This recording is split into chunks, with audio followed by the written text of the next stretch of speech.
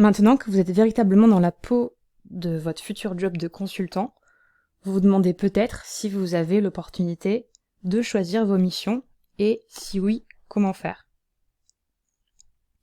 Effectivement, vous pouvez. Déjà, commençons par voir comment le staffing attribue-t-il des missions. Alors, certains cabinets ont plus ou moins de pouvoir d'action sur le staffing. De manière générale, plus le cabinet est gros en termes d'effectifs, de chiffre d'affaires, etc., puisque bien sûr c'est lié, plus il y a de missions dans le pipe, et donc en parallèle, plus il y a de missions à placer. Ce qui fait que la marge de manœuvre est plus grande. La manière dont sont attribuées les missions est la suivante. Déjà, il faut savoir qu'il y a beaucoup de critères qui rentrent en compte, donc c'est pas évident pour les équipes de staffing de gérer ça, et c'est ce qui fait que il faut pas non plus demander la lune. Donc il va y avoir les disponibilités du staff bien sûr, le budget de la mission, les compétences nécessaires sur la mission, versus les compétences à développer par les candidats, puisque en fait vous aurez aussi tout au cours de votre carrière de consultant une fiche avec des compétences à développer en fonction du grade que vous visez et en fonction des missions sur lesquelles vous avez été précédemment, etc. Et du coup, souvent, finalement, l'attribution des missions, c'est assez schématique, hein, mais c'est quand même assez proche de la réalité, va être un trade-off entre l'intérêt de la mission en tant que telle et le contexte de la mission. Donc je m'explique. Ce que j'appelle l'intérêt de la mission en tant que telle, c'est le fait qu'il y ait des pures missions de stratégie, des clients prestigieux, etc., qui font que souvent ces missions sont assez sexy versus une mission IT par exemple. Ce que j'appelle le contexte de la mission, ça va être la localisation, la durée, le rythme, le type de manager, etc. Le rythme, parce que ça va dépendre du budget et du partenaire.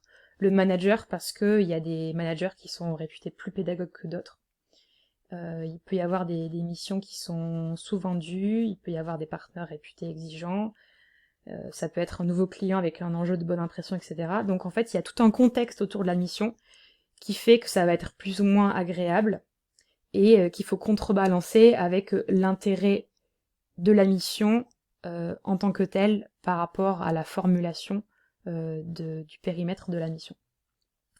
Et finalement, c'est important de garder ça en tête parce que souvent, ce sera à vous de faire un trade-off par rapport à où vous en êtes de votre niveau d'énergie, de votre équilibre vie pro, vie perso, de vos objectifs de carrière, etc., pour voir comment vous vous positionnez entre les deux. En tout cas, ce qu'il faut retenir, c'est que le staffing, c'est quelque chose d'important, parce que c'est ce qui va, du coup, déterminer les missions sur lesquelles vous êtes, et aussi votre courbe d'apprentissage. Donc, vous pouvez avoir deux types d'attitude, pardon. Soit vous avez une attitude ouverte, et vous vous dites, par principe, tout m'intéresse, donc je vais pas forcément trop chercher à me positionner sur une mission en particulier, ce qui fait, in fine, que vous allez prendre ce qu'on vous propose, en fonction des opportunités. Et du coup, ça peut être très bien, et c'est même recommandé lorsque vous débutez. Parce que vous n'êtes pas encore trop à l'aise, vous n'êtes pas du tout au maximum de votre productivité, et du coup, en fait, c'est en prenant des premières missions que vous allez bien sûr progresser. Ce qui est plutôt conseillé pour la suite, c'est d'être proactif. Et du coup, d'avoir une idée un peu plus précise des types de missions qui vous plaisent, et d'essayer de vous positionner autant que possible sur celles-ci, en vous faisant connaître des partenaires, en disant aux équipes qui s'occupent du staffing que ce sont les sujets qui vous intéressent particulièrement, etc.